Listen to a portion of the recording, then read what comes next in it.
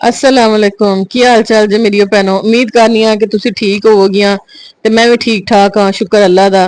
ते आ मसला सी एक बीबी दा। आ ट्रोजर दर्जी ने फड़ के उंदे छोटे कर दिते, उन्हें सवाए एक नहीं दो नहीं तीन चार पांच ट्रोजर उन्हें छोटे कर छड़े उंदे। ते ओ मैनू आके ना आंटी कहंदी है पुत्तर हुण मैनू दस ए मैं की करा।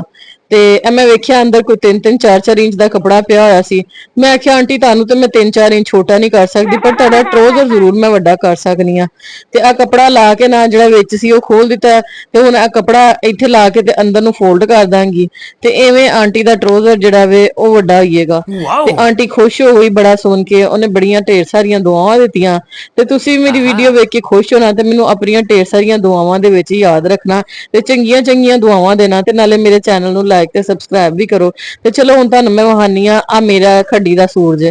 आ खड्डी दा सूट मैं अपने वास्ते लियांदा वे ते ए लियांदा नहीं बल्कि ए मेरी मां ने मैनू तोहफा दिता वे। ते अज दी वीडियो विच मां वास्ते भी गल्लां करांगे, मां नू भी दुआवां दांगे। ते उस तो पहले तुहानू दसनी आ कि आ ट्रोजर जे उंदे ते होई है कढ़ाई। आ पहुंचियां ते आना वे आ कढ़ाई वाला हिस्सा। ते आ जे कमीज ते कमीज दे उत्ते होया वे पेस्ट प्रिंट ते रंग बड़ा माशाल्लाह सोहना है। मां मेरी ने चुन के लिया मेरे वास्ते। ते तुसी मैनू दस्या जे कि वाकई मां मेरी दी पसंद चंगी आ। कमेंट करके लाजमी दस्या करो, एडी औखी हो के ते वीडियो बनदी है।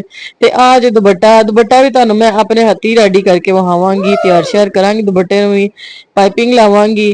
नाले तुसी मैनू दसो इहदे थल्ले मैं सोचिया वे कटां बना लवां।